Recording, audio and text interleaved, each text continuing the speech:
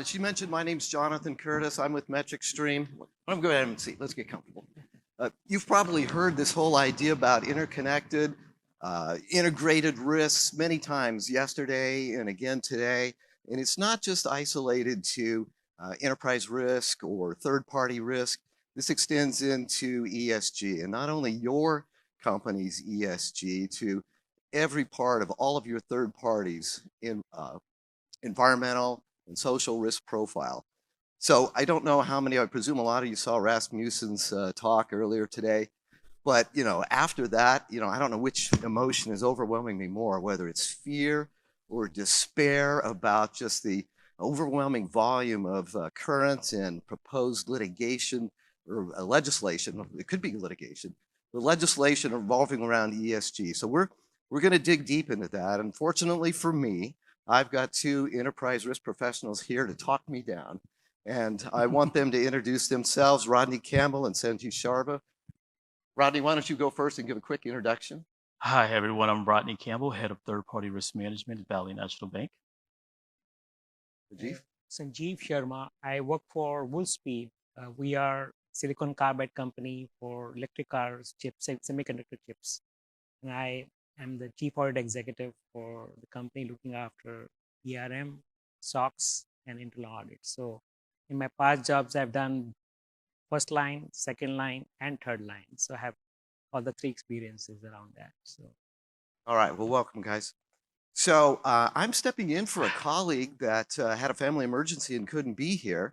And I didn't have a chance to get to know these guys in advance. And so what I thought I'd do today is just to break the ice and kind of get the conversation going. I'm going to start off with a question that I want both of you to answer.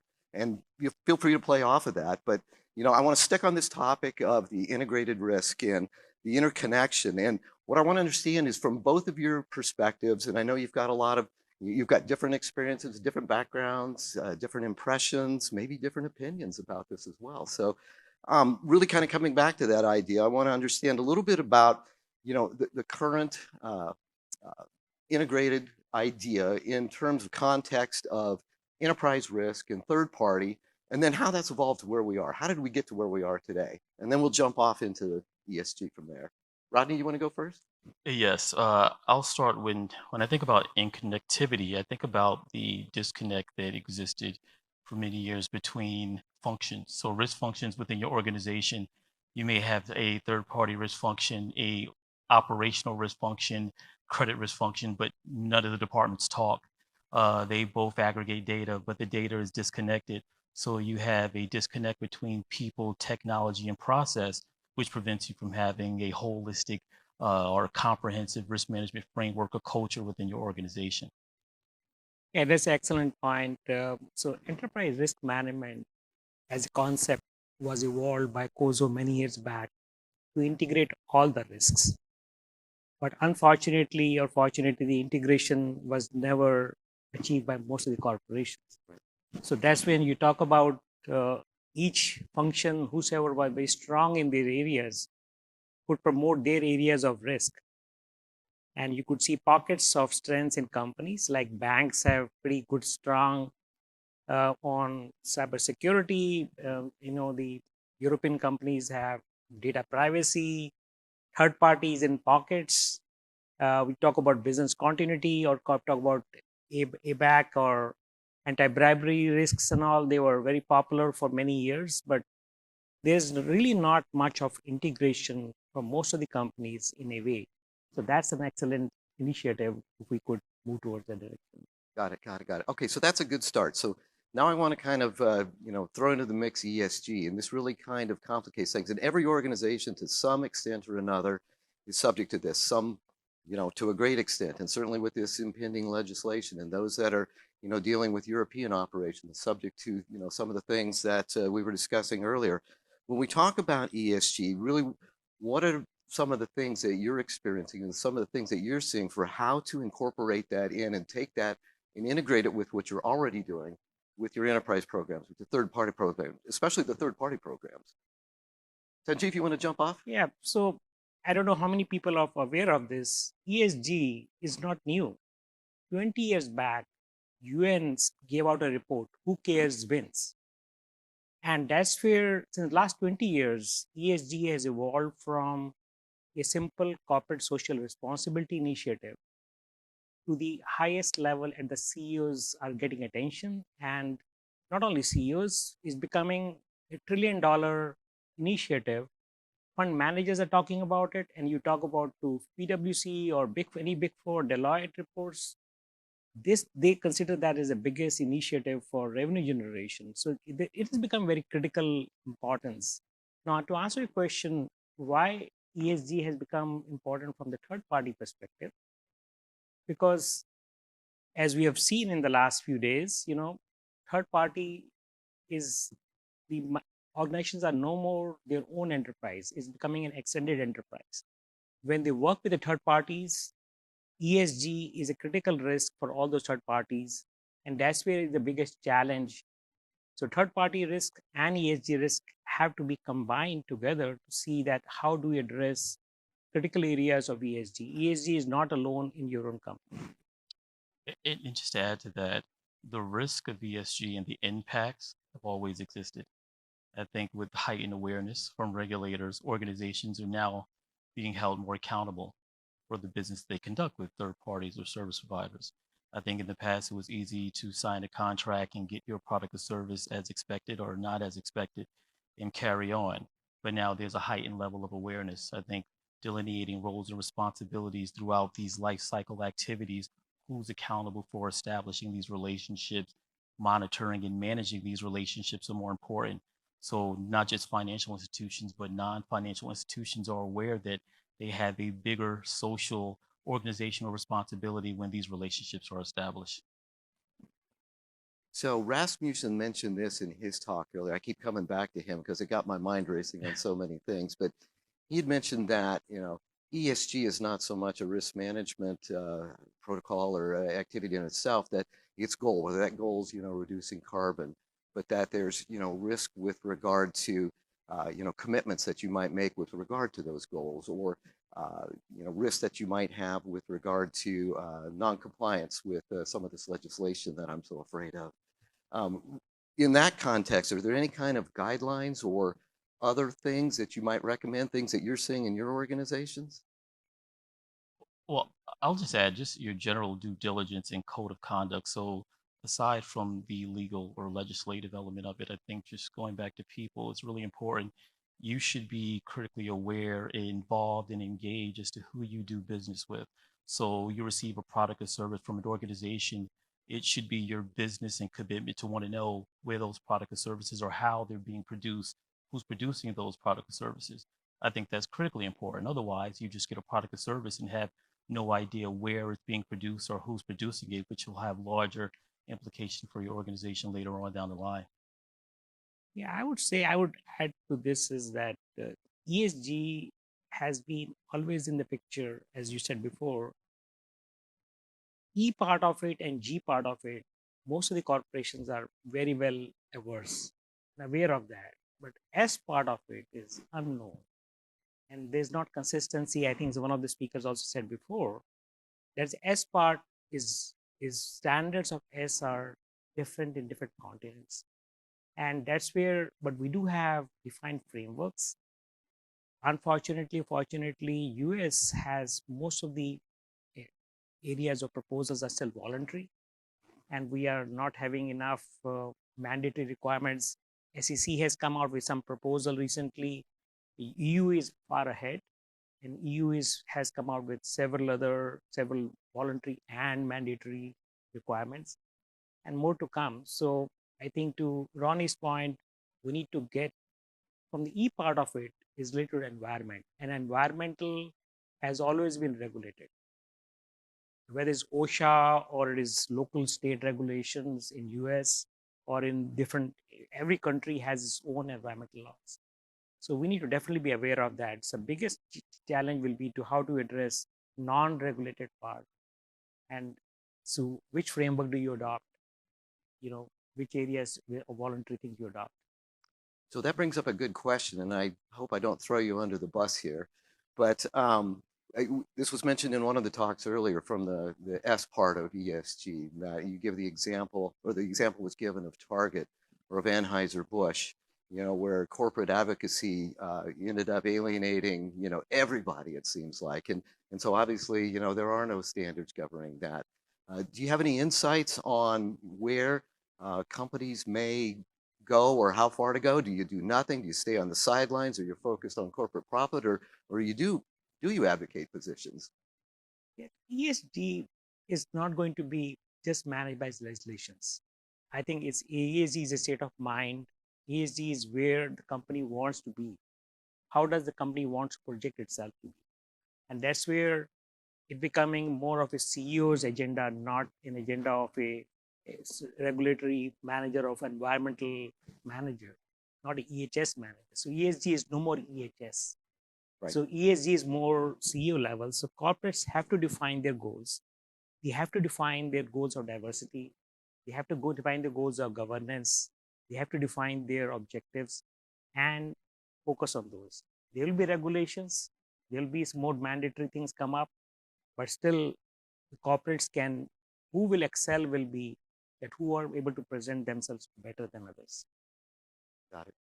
I also add that your organizational goals, your strategy, and your purpose of your organization in general, it needs to be more than just words on your landing page. I think when we think about ESG, we always talk about requirements, but requirements don't exist. We're talking about requirements of tomorrow, but what about the risk of today?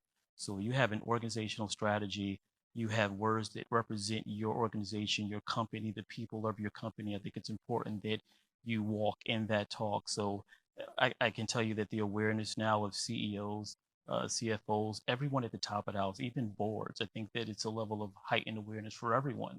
Just make sure that your company brand, your organizational message, your strategy is something that you're sticking to. Right. So enhancing your reputation is a key goal, but actually focusing in on, stakeholder trust and looking at, obviously the basics of, increased market competitiveness and awareness, as key goals. And are there any recommendations you can give to our audience today in terms of, where that balance is when you talk about integrated risk management in the context of, all of what we've been talking about over the last couple of days?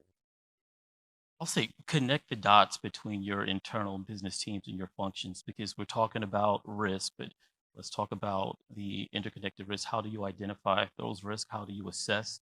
How do you manage and monitor those risks? I think it starts with the people.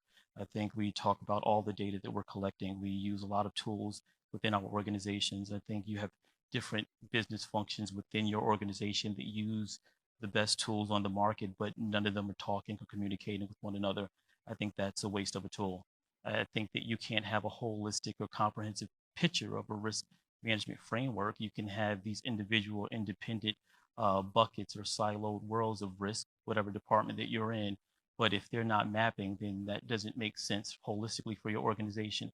It only makes sense for your business unit. But that information you collect in your department and your function that's disconnected from other functions within your organization may have larger implications down the line. So just connect the dots between your people and your functions. I would add to it, same thing. I 100% agree with you, Ronnie. Yeah, I think the key thing is we have different companies have different softwares and they don't talk to each other. We end up compiling the whole thing in an Excel spreadsheet to give to the CEO that is the dashboard. It is not coming out in a dashboard kind of real time and data information. I think that's a step to move towards. And the key is we use more technology and use more coordination and let's have functions speak to each other. So that's where the biggest difference is. So these are great approaches in terms of ensuring that this integrated approach is in place, and we understand it's a journey and that things, aren't, there's no magic wand here. But are there any, following up on Gavin and Grace's presentation about quantitative, are there any KPIs or are there any other things that we can bring to bear to make sure that we're in alignment on this, or anything, I'm trying to go back to the S part of this again too, which seems to be the harder part of all this, but anything from your perspective that, might guide us in terms of how we can measure our performance? Yeah, so what we have done in our company is that we identified top 20 risks across the company as part of ERM process. And within that ERM process, what we have done is that each of the risk owners have been identified that, okay, these are the areas you're looking at, and you look at your process, people, and technology, and identify what areas of gaps do you have, and define those KRIs and KPIs. ERM professionals cannot provide that, okay, use those KRIs. These KRIs have to come from the respective risk owners. So that way, it is not driven by the ERM team. It is more driven by respective businesses. So I think I think the mantra for success is that ERM professionals should provide the tools, facilitate them, but not guide them to the extent that they say, okay, stay away from us. They should lead the effort. Got it. Rodney, any insights? Yeah, I'll just go back to just delineating the roles and responsibilities is so important. We have first, second line of defense, but I think that if you are the owner of a relationship, it's important that the competency levels are established. So we assign relationships to relationship managers or business owners unknowingly that the individual doesn't have any knowledge of the relationship that they're managing. So they're at a default from day one. You can't manage a contractual relationship or a vendor relationship if you have no understanding of what the relationship entails. So if all you know is what it does for you, the vendor, product or service is a business, you don't know anything else. You don't know what sustains it, what supports it, or what's required to sustain or support it. Then how can you establish any effective KPIs or KRIs? You can't have any real true governance. So you need to make sure that it's a collaborative effort, not just first line of defense business owners, because they manage the day-to-day transactional relationship with third parties, but your risk functions need to be involved because your KPIs, your KRIs, all that information is memorialized in your contract. So you need to make sure that everyone who should be involved is involved at the beginning. And that's when you have a good internal alignment and governance structure from day one. So you guys have relieved some of my anxiety and fear with regard to ESG and this impending doom I was feeling after Rasmussen's comments. But we've only got a couple minutes left. Is there any final comments or advice or recommendations you might give to our audience today? I think we said a lot, but interconnectivity is incredibly important. We talk about the risk culture of our organizations. I think the collaborative model is critically important. I think sometimes we work within an organization, but we also operate like separate companies. So the competitive edge that we have prevents us from collaborating. That competitive edge has established silos, which played or grew into larger implications for our organization. So we need to have a shared common goal. We need to understand what that goal is and make sure that in that collaborative model, we're doing the right thing for our organizations. I would say to add to it, the three things I always consider for success of, I think everybody has talked about that in the last 2 days. Tone at the top. Okay. That is the key thing, but to start with. So any integration of review of risk will not work unless you get a tone at the top. Yes, management wants to do it. Senior leadership wants to do it. Once you have it, the second thing is, as Ronnie said, definition of roles and responsibilities are key. The third one is they need to put up a structure around for integration. And the fourth thing is technology. We use right technology. And the fifth thing is very critical, training, awareness, and monitoring of what we have say do. I'm a great believer of say do. I think I heard some of the people here say that federal programs don't work for 85% of the cases, right? It's because we don't do much say do. In corporate world also same thing. So we need to have good monitoring process also. Good. Well, thank you. So it looks like we've got about 5 minutes left, and I'm going to throw you guys under the bus one more time here. So I don't know if we've got questions from the audience for our panelists, but since we do have a couple of minutes, I'm going to give you that opportunity and open it up, and we'll do our best. Yes.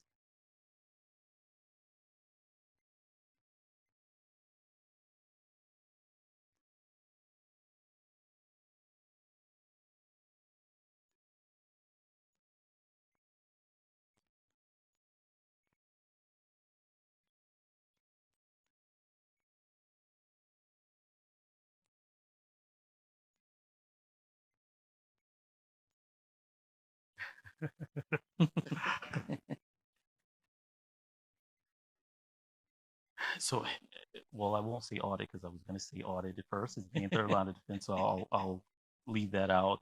That always happens. So there's always a struggle into what we identify in our relationships, not just ESG, but all other types of categories of risk. But ESG in particular, staying on the topic of, I myself have experienced that with first line of defense.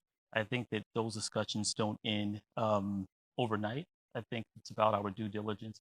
It's the level of input that we have internally. So you want to make sure that the right people are a part of the discussion, because what I've seen happen in many organizations, decisions are made with half or no information or missing information.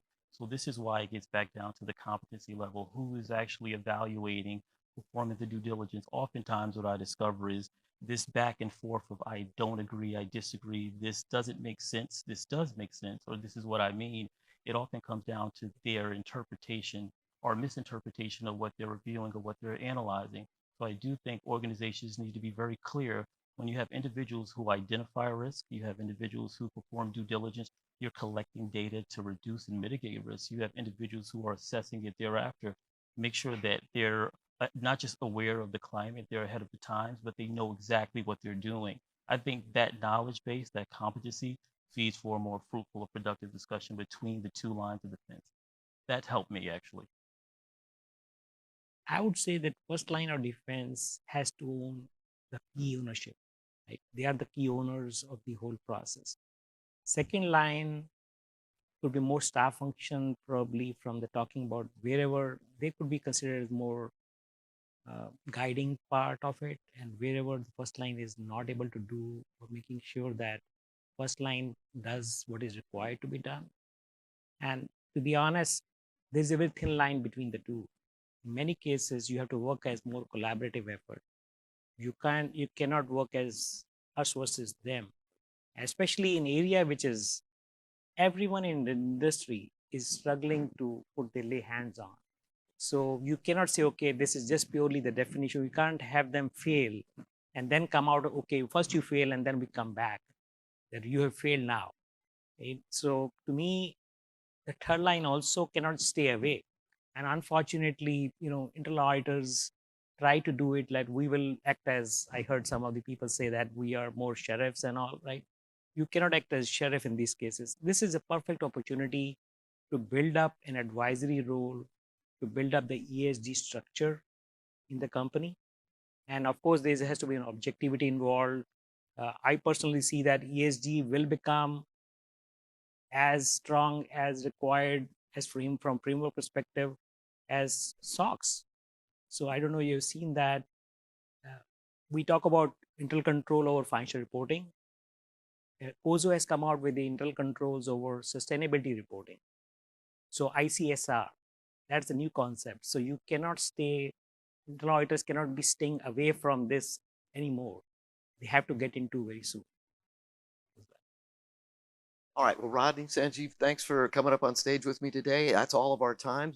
Thank you for spending your afternoon with us. Thank you, sir. Thank you.